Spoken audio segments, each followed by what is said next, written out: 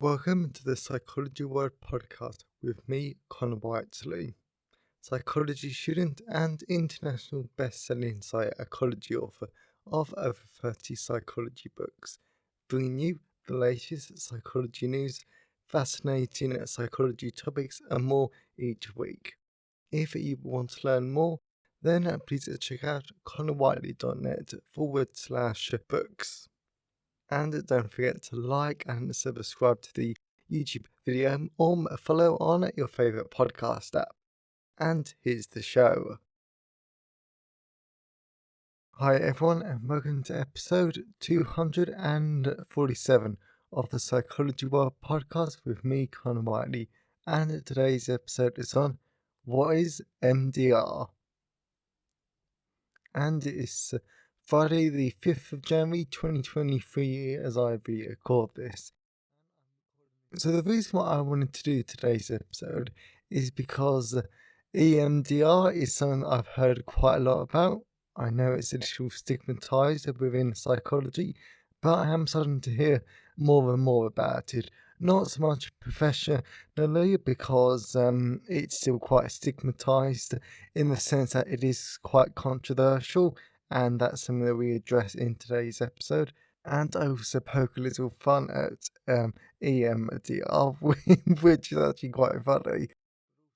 But mainly my interest has actually been piqued in this because I've got a friend and they went through EMDR, which is something that we haven't actually spoken about, but they made a off-the-cuff comment about it before. Well, before though, and then when I was listening to a podcast host, which I really like, she also went through EMDR after she lost someone that she liked. So I thought I would do a bit of an introduction to it and a bit of a deep dive. So I'm really looking forward to it. I really enjoyed doing this podcast episode, especially when I poke fun at it, because this is one of the therapies where you can sort of like do it, but it's still really like useful. It's really important, and EMDR can actually be really useful for our clients. So this is going to be a great episode, and I know you're going to enjoy it. So moving on to the psychology news section, because it's still the beginning of the year, the BPS Research Digest hasn't been sending out new emails, but I have gone onto their website and there's one which I really like. Like, there's a research article that I quite enjoy here, and it actually came out today. Participants go further for hard science studies. So I'll read you the first two paragraphs and then maybe one of the later ones, and then we'll discuss it. Recent re-examination of Stanley Milgram's classic studies into how far people are willing to go when instructed to harm another person have led to a shift in ideas about the reasons for the results. Rather than being related to obedience to authority, it's been suggested that a participant's level of identification with the scientific cause in a question could explain how willing they are to continue a task when they believe it is hurting someone. If true, this engaged followership theory would mean that scientific research has a potential dark side. The more that a participant believes that the work is important, the more willing they are to obey potentially harmful instructions. A recent paper in the British Journal of Social Psychology now provides evidence in support of this. And the last paragraph is, in this particular study, the participants weren't asked to harm anyone else, and there were some limitations to the conclusions, especially as the third study did not get the same results as the first two, but the results do support the idea that the more that people believe that a cause, in this case science, is worthy, the more willing they are to put any concerns aside. So if you want a more in-depth look, then definitely check out the BPS Research Digest website. But the reason why I actually wanted to look at that one specifically was because all sciences, they do have a darker side. because basically everything in life that can be used for good can also be used for bad. For example, the internet. I flat out love the internet. It allows me to get great information. It allows me to podcast. It allows me to run my business, have my lectures, get information, and so many more amazing stuff. Like, the internet is amazing, but we also know the darker side about the internet. And of course, science has had quite a troubling legacy, legacy before them, particularly psychiatry, which which I always like to divorce from the psychology a little, but I know they basically came from the same place, because science has been used to justify racism, homophobia, transphobia, etc. before.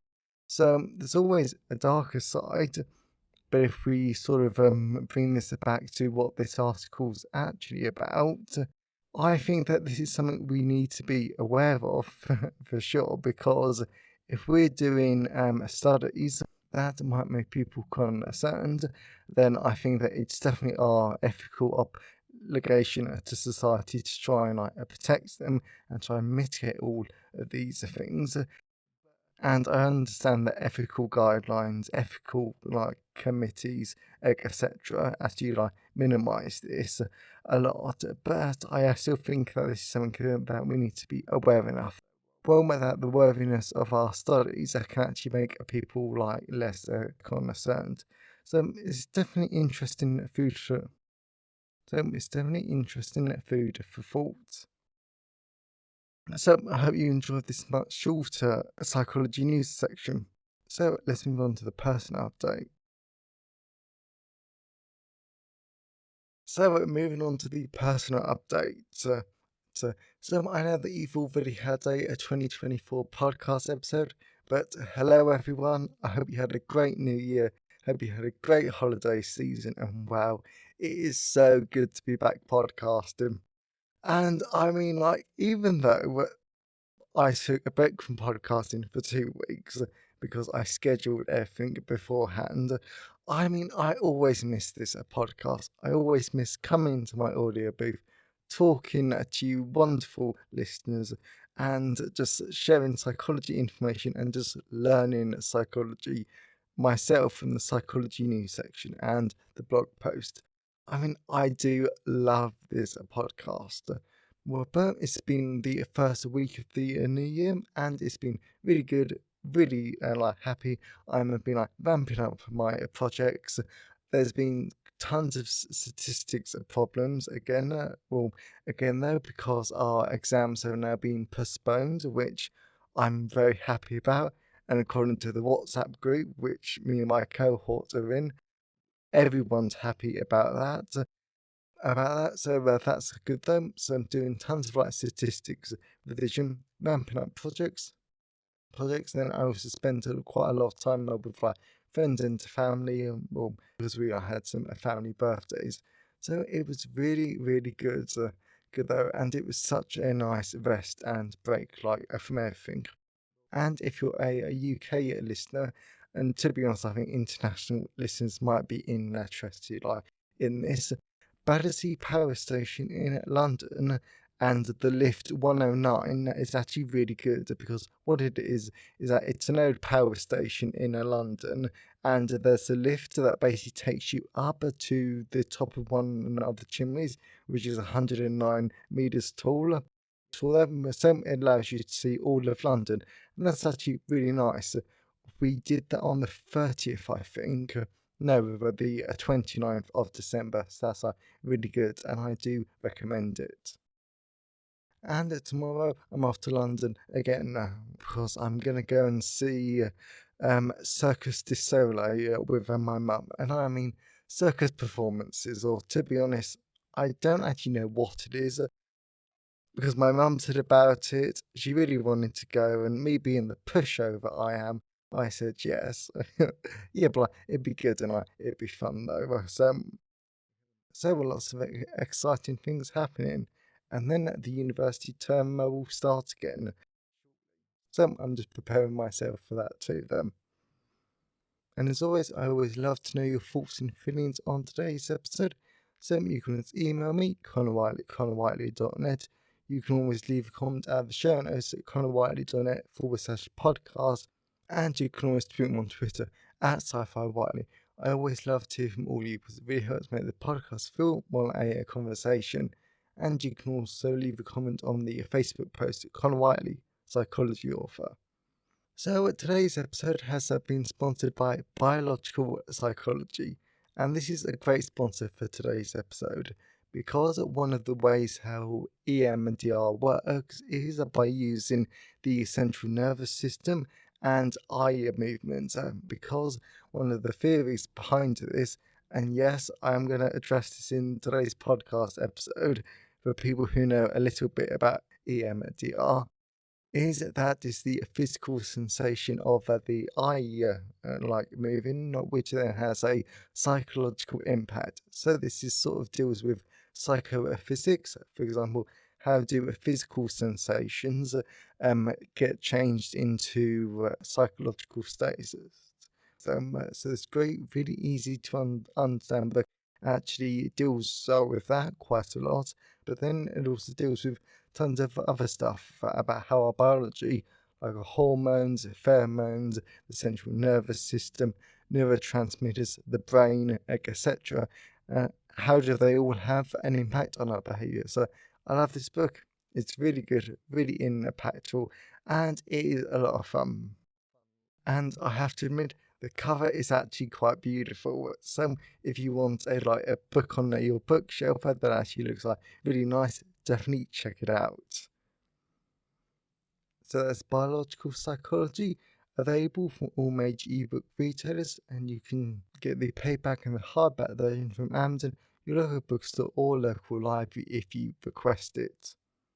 And whilst buying books helps to support the creation and the editing of the podcast, my time is sponsored by my wonderful patrons. And as always, a massive thank you to my patrons because your support shows that you like the show and you want it to continue. So if you want to become a patron of the show and to get some great rewards, then you can at patreon.com/the Psychology World Podcast. So that's enough the personal update. Let's move on to the content part of today's episode. So we're moving on to the content part of today's episode. So we're going to be talking about what is EMDR. And just so you know, what this stands for eye movement desensitization reprocessing. And this is a great episode. I really enjoyed it. And I know that this is going to be a lot of fun for all of us. So let's dive into it. What is EMDR? EMDR isn't really a psychotherapy in and of itself. It's more of a psychotherapy technique that is designed to relieve the psychological distress associated with the client's disturbing memories. As well as it involves a client recalling a specific negative experience whilst following a side-to-side visual stimulus delivered by the therapist. A client needs to do this in EMDR because the lateral eye movements that follow in this stimuli causes are thought to reduce the emotional impact of this memory. This helps the negative experience to become easier to discuss with the therapist, as the memory is effectively stripped of its power to trigger avoidance behavior and anxiety within a client. In addition, there have been a lot of empirical studies that show that EMDR works for some clients, but it is very, very controversial. There are a lot of reasons for this, but one of the main reasons is that we just don't know how it works. Now, there are a lot of theories that try to explain how EMDR works, but there isn't a universally accepted theory. Another reason why it's controversial is because there isn't much clear evidence that EMDR is better than any other form of exposure therapy, since EMDR and other exposure therapies are basically the same in terms of you have a client recalling a traumatic memory in a safe environment provided by a therapist, as well as that the client repeatedly talks about the event in this safer context, and this leads to a decrease in avoidance and fear response.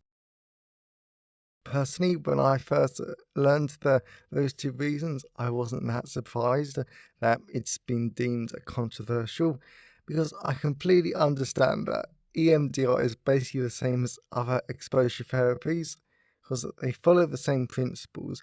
And whilst it's good that we know EMDR works for some clients, clinical psychology is a science, after all, and we need to understand how and why EMDR works.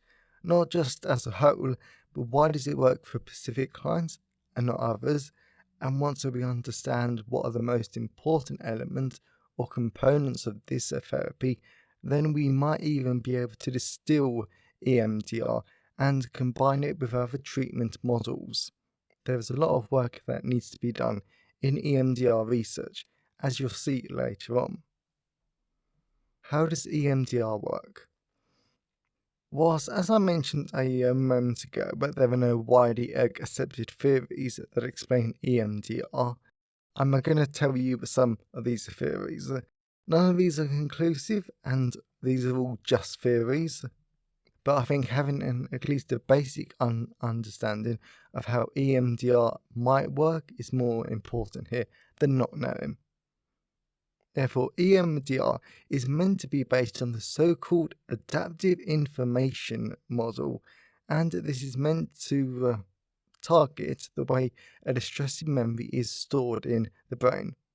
The idea behind this is that the experience is distressing because of how it's stored in the brain. So if you change how the memory is stored, then you can change how distressing it is to the client, as well as when these memories are triggered in the present, they contain all the same emotions, physical feelings and thoughts as the experience did in the past. All because the experience wasn't processed properly in the first place.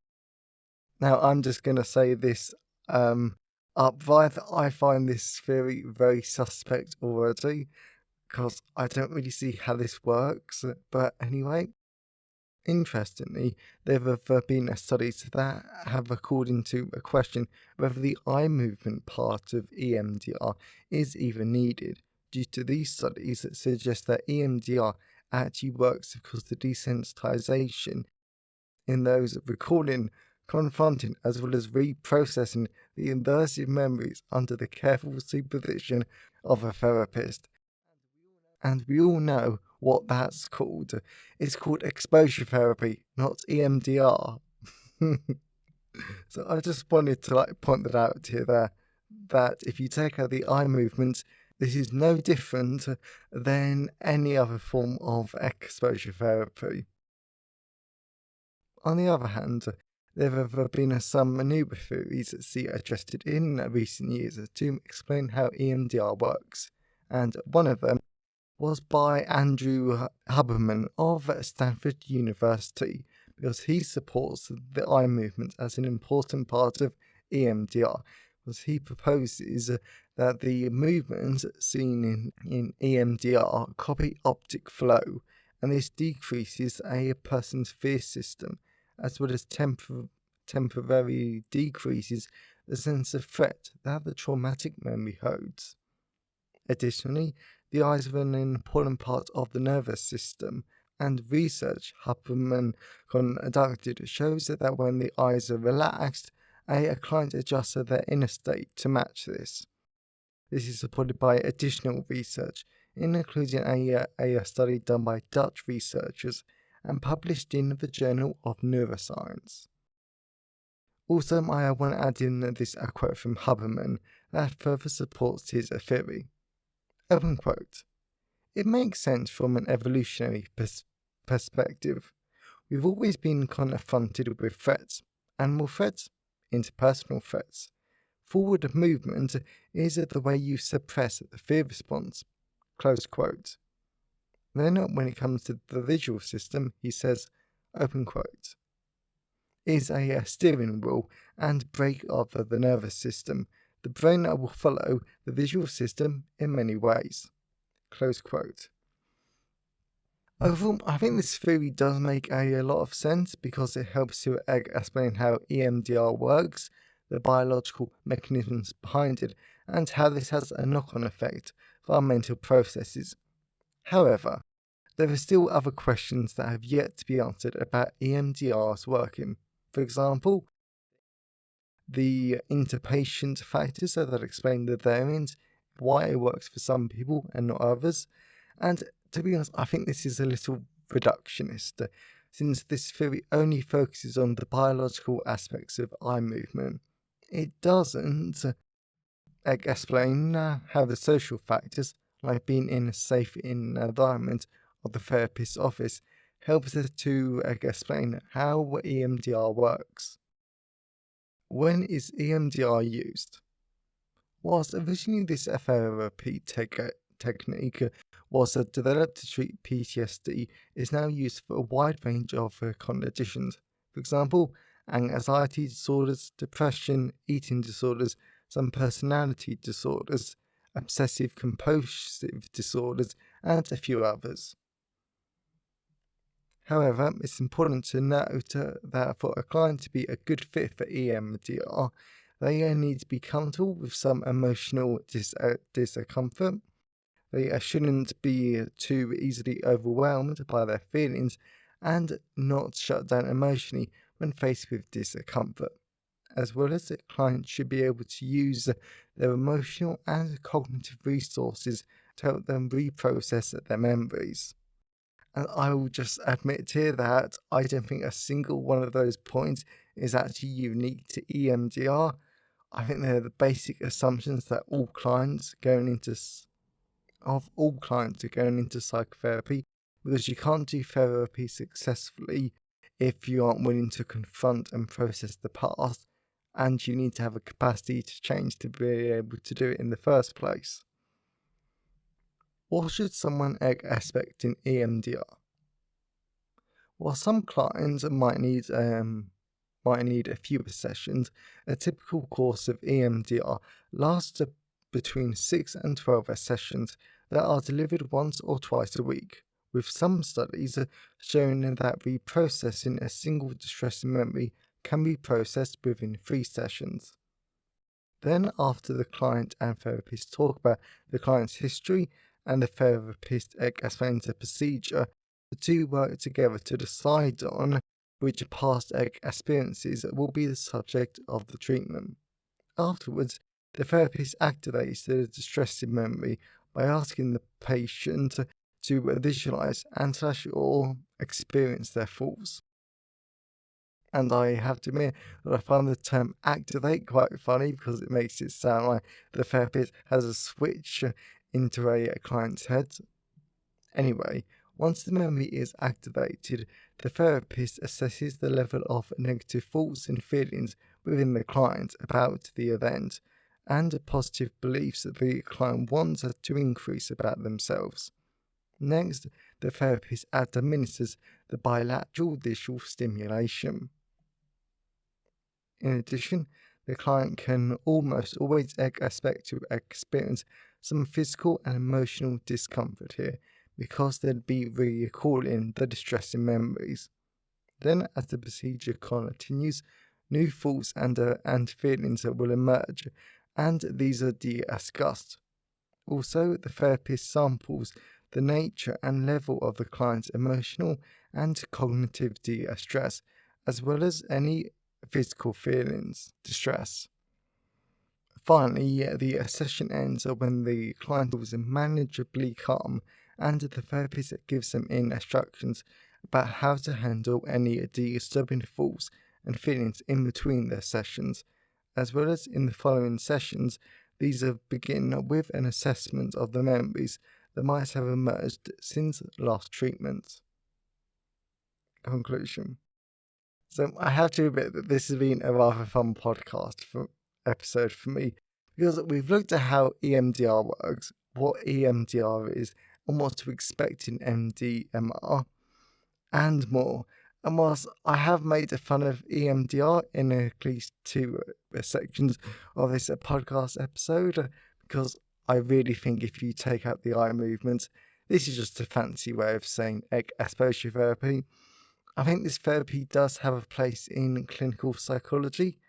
Of course, more research has to be done. I will never argue against that. So we actually understand how it works, because psychology is a science and we have to use empirical tools in therapy. Also, but there needs to be more research into how EMDR is different to other forms of exposure therapy, because I'm not convinced that it's as different as it claims there to be. However, at the end of the day, there will be clients that need EMDR to improve their lives, decrease their psychological distress, and function clinically normally. My friends are proof of that, and so is the podcast host that I listen to from time to time. I think as long as we admit the limitations, we try to fix the limitations, and we don't overstate how effective or great, I say in air quotes, EMDR is compared to other therapies, then this is a good compromise. Because EMDR is good for some people, but it isn't for others. And even for the people who it does work for, we just don't know why. And that little bit of controversy is why psychotherapy can be important, fascinating, and seriously fun to think about. So I really hope that you enjoyed today's episode and you got something out of it. I know that I did, because I just couldn't resist poking fun out of this particular psychotherapy, because it really is just exposure therapy. I'm quite hardline on the opinion now, but if anyone else wants to argue that, then please, because I think this would be quite a fun debate. And to be honest, and a little academic debate it's always a fun though. So if you know someone who would enjoy today's episode, then please share it. I'm always really grateful when you wonderful people help spread the word about the podcast. And if you want to learn more, definitely check out Biological Psychology, available in all the usual places.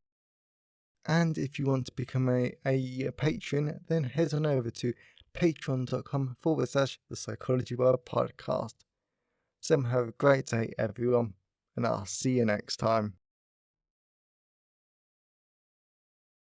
Thanks for listening today. I hope you found it helpful. Please remember to like the video and subscribe to the YouTube channel, and follow the podcast on your favourite podcast app. And if you wanted to learn more, then please check out the backlist of the podcast episodes or my books at conwhiteley.net. So have a great day, and I'll see you next time.